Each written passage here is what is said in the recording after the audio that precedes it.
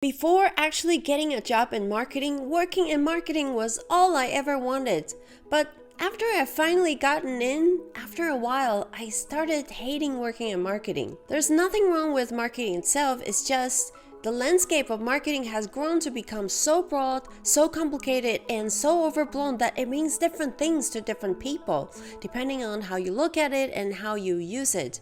What initially drew me to marketing was actually the fancy lifestyle that you could see on Mad Men, but that turned out to be advertising and not marketing. What I have learned at school, for example 4P or even SWOT analysis, I never ever have to use it at work. Basically, I woke up disillusioned. For a few years, I was mentally distancing myself as a marketer because I wasn't excited about marketing anymore, and nor could I feel excited or being proud of being a marketer. Only until recently did I realize that I don't hate marketing. I actually enjoy doing marketing as my profession.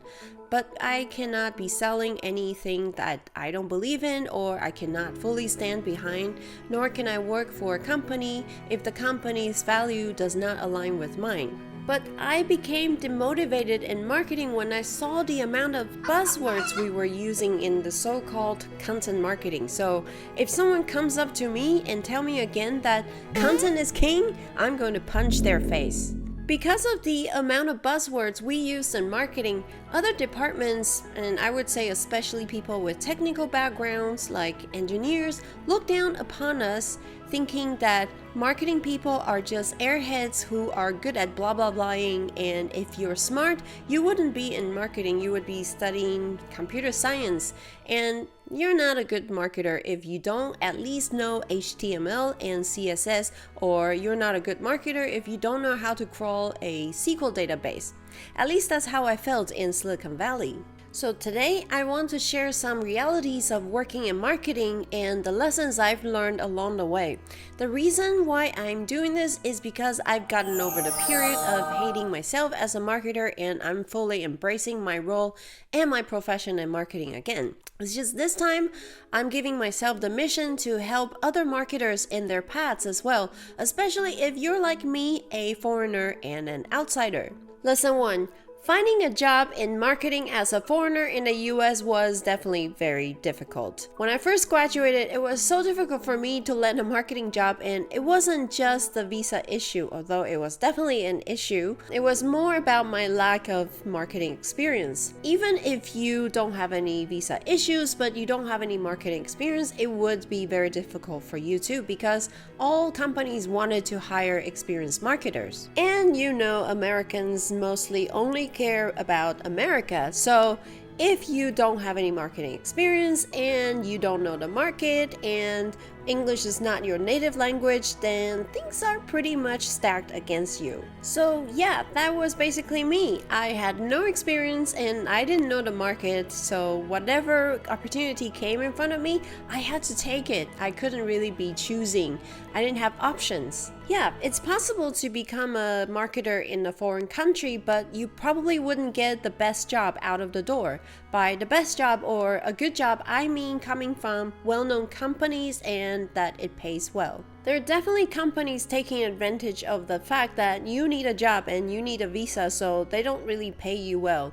I took it because, like I said, I didn't have an option and I wanted to get my foot in the door. Lesson 2. Use whatever advantage you have in order to jump on the right opportunity. I know the model minority myth needs to be broken because it's actually hurting Asians, but I wasn't able to correct all the Asian stereotypes myself, and remember, I was only fresh off the boat.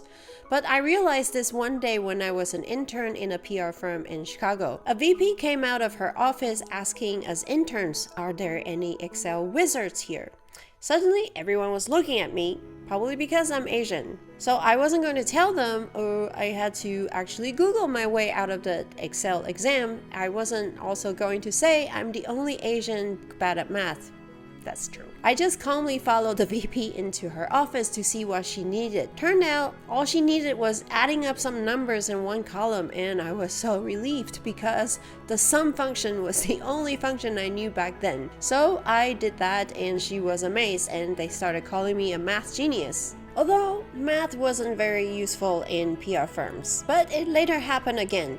I was offered a job in digital marketing and analytics, and digital marketing was so hot and so new back then, and I couldn't believe it. So I jokingly asked my manager, "Is it because I'm Asian?" She just asked me, "Do you want it or not?" Yes, I took it. I recognized that it was luck and it wasn't entirely politically correct, but I took a chance and it turned out to be the right path. That brings me to the third lesson. Digital marketing can be a great area for foreigners to focus on. When you're starting out, social media marketing positions are usually considered the low-hanging fruit. And even though social media is so important for a company's brand image, these jobs tend to go to young people without much experience, and they're not really paid well either. However, even these jobs are difficult to get for foreigners because of the cultural or language barrier. For example, I've lived in Germany for 6 years. I don't think I'm qualified to tweet in German for any company. With digital marketing though, once you have mastered some sort of analytics tools or a discipline like SEO, CRM, or email marketing, and you know how to interpret the data and present the data with the stories behind, you're pretty much set. The language barrier is much lower because you only need to make sure your colleagues understand you. Lesson 4.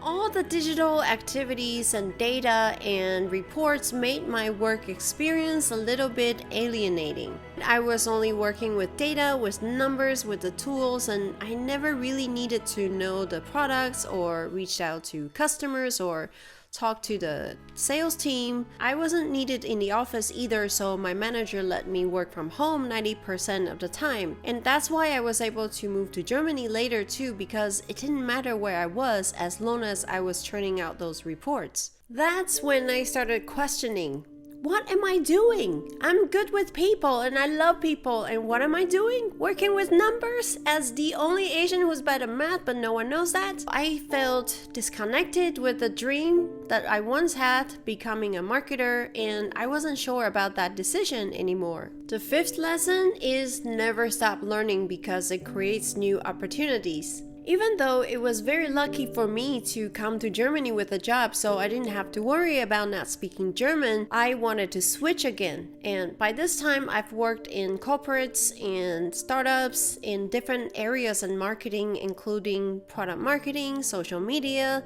digital. So the fact that I didn't speak German didn't really matter, and landing a job in Germany was much easier than landing a job in the US when I first started out. I got a job at a company where I was very excited about the products and the vision of the leader. This time I had to work with partners, with the sales team, and collaborate with other teammates, and they call it lead without authority because I constantly had to collaborate with cross-functional teams. This time I had to talk to the customers and the partners about artificial intelligence. In order not to sound like an idiot in front of the data scientists and the AI researchers, I had to spend so much time learning everything about AI, including how it works, at least in the business language. One day, the opportunity came when the company was invited to present in a conference, but our usual speakers were all busy, so I raised my hand to volunteer to speak. Next thing I knew, I was speaking at more and more conferences, and that kicked off my career as a keynote speaker, as someone whose mother tongue is not English. This is also why I started this YouTube channel, because each video is a presentation of ideas and news and things I've learned.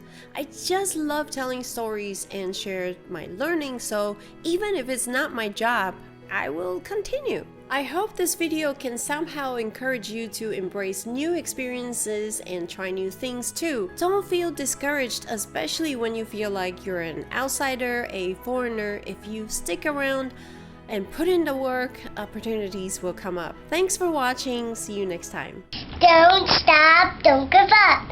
Don't stop, don't give up. Don't stop, don't give up.